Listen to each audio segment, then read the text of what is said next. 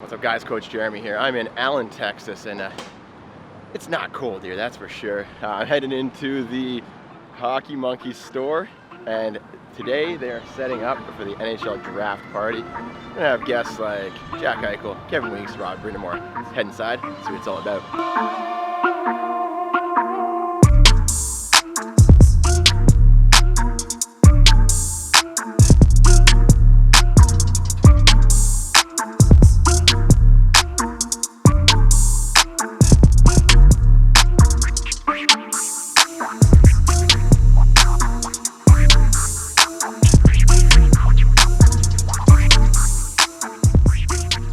We've got the draft coming up tomorrow.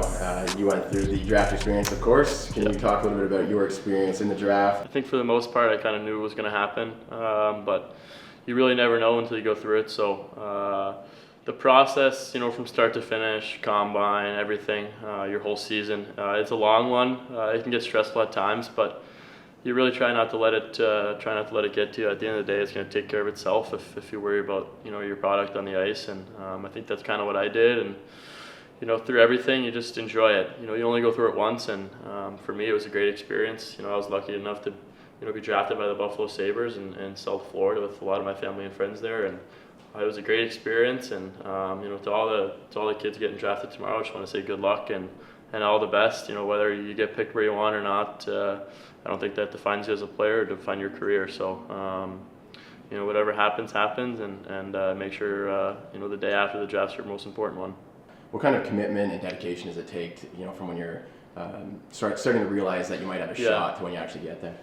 I mean, there's a lot of sacrifices, and I think that's kind of what I learned at a young age. For me, it was countless hours in the gym, countless hours on the ice, power skating. A lot of pucks being shot, and just kind of trying to hone your skills, and that's what it takes. I had two great parents that were able to drive me wherever I needed to go to train on that day or whatever I needed to do. They sacrificed a lot for me, and with that, I think that they expected myself to sacrifice a lot in my life in terms of socially, missing some things or whatever it might be in order to get where you want in life and do the things that you want to and accomplish.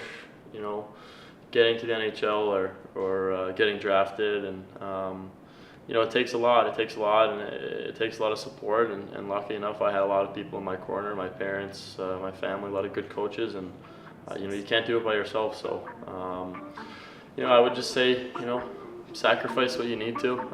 It's not an easy road. It takes a lot, and if you're committed enough to it, then you should be okay.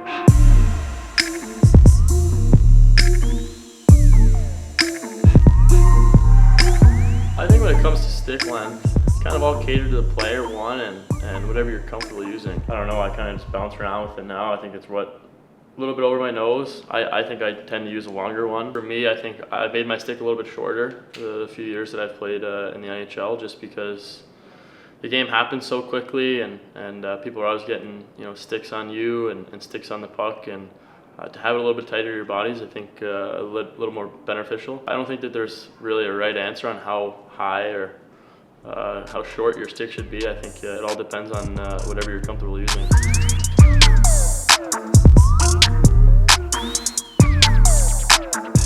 A little bit of information about this party. It's meant to celebrate the draft. It's right here in Dallas. So the people that are here, besides the guests that I've already mentioned, there's a few VIP guests through Bauer and Monkey Sports, and of course some of the local hockey fans here in Dallas. Oh yeah, there we go. We got some more over here.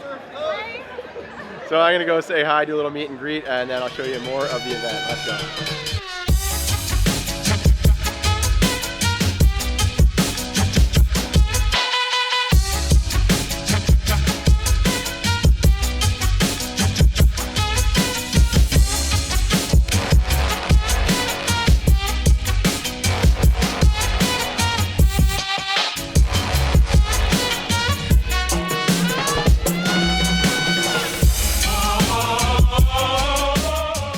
Just had a little meet and greet with some of the NHL guys. The local fans got to meet them, got to take their pictures, get some autographs. So they're just wrapping that up, and now they're going to come out here and take the stage.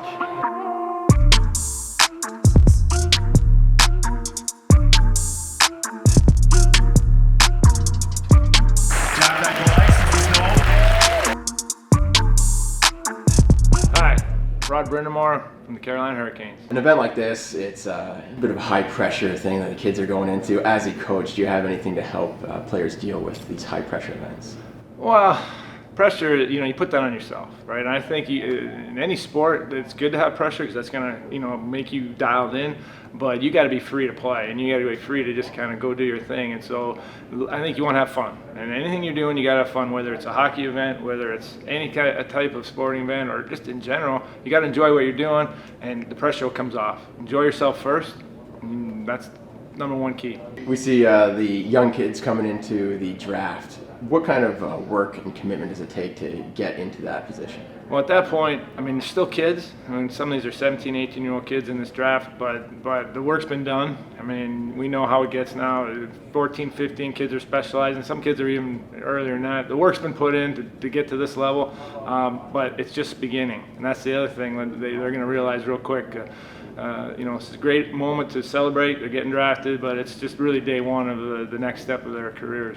Day one starts the day after you get drafted, and it's a whole nother level.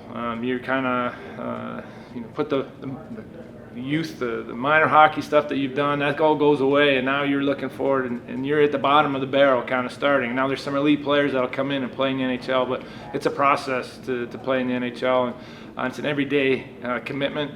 And the kids that figure that out, sooner than later are the ones that really have success. At the end of the day, where you get drafted is kind of almost irrelevant at some point, because if you're good enough and you can continue to develop, that kind of goes away. That title leaves you. The top picks, the first round picks, they're going to get more looks. They're going to get more opportunity to succeed. But at the end of the day, you got to play, and they don't care where you come from. They don't care what round you got picked in. If you can play, and if you've developed and worked, and your game is ready to go, they're going to take you. Obviously, skill is a big factor in being selected. Besides skill, what's a coach looking for when they're selecting a player? Well, character. I think skill is real easy to see. You can pretty much tell anyone who doesn't even know hockey. They go out there, that kid's skilled, that kid can play. But there's a whole nother part of it when it comes to understanding what that person's going to be like 5, 6, 7 years down the road. And I know from our organization and pretty much anyone, they'll talk to you. Character is a real big issue and something that's very, very important. Number one, you want to see a kid that works hard. I think if a kid has a good work ethic, that's going to translate in every level, and that's going to stay with you. If he's disciplined, if he's he makes good choices. All this stuff kind of adds to what you're all about, and at the end of the day, you got to be consistent, and that's, again, it's all about character, and that's stuff that you can't really teach. It's in you. The skill stuff, you got to have both. You got to be a good player. You can't just be an awesome person. That doesn't work. A lot of good people that can't play sports, but if you can combine the two, you got a good thing going. Hey, what's up, everybody? Kevin Weeks from the NHL Network. This is a special time. I remember being a young kid growing up. Oh my gosh, when I get to the draft, oh my gosh, when I get to the show, oh my gosh, when I get there. And next thing you know, you look up and you've earned the opportunity. It's not a given opportunity, but you've earned the opportunity to be here. All the sacrifice. Think of all the mini sticks. Think of all the times that you played street hockey in the street.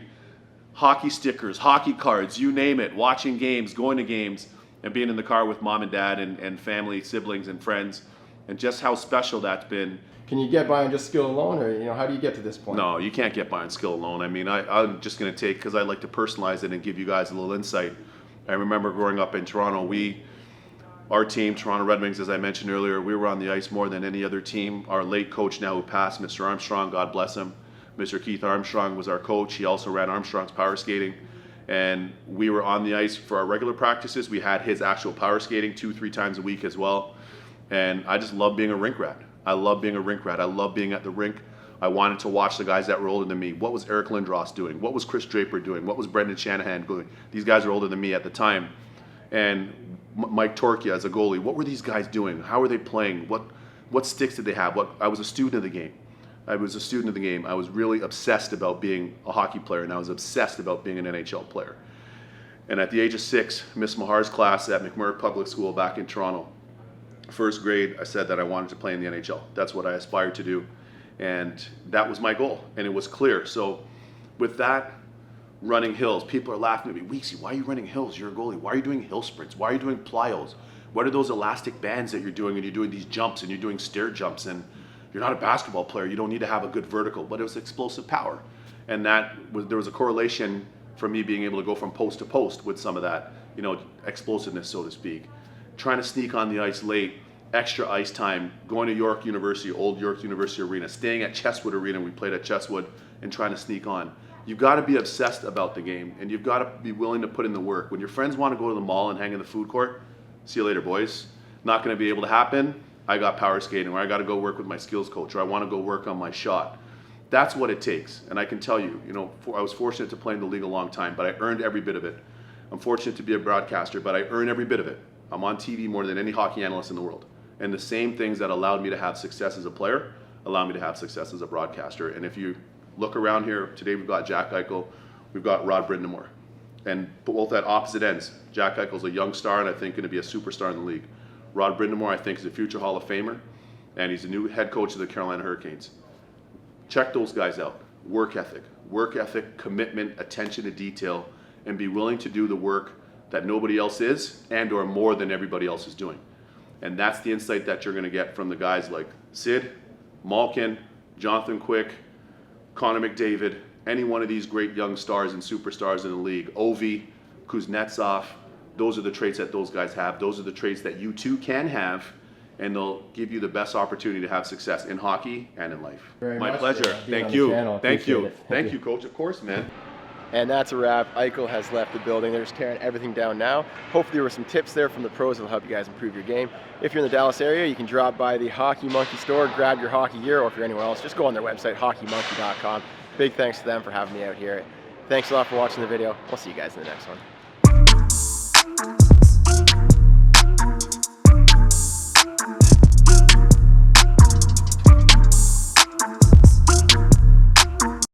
Here at the NHL Draft, just ran into Vernon Fiddler. He's got some advice for you guys. Hey guys, this is actually my first NHL draft.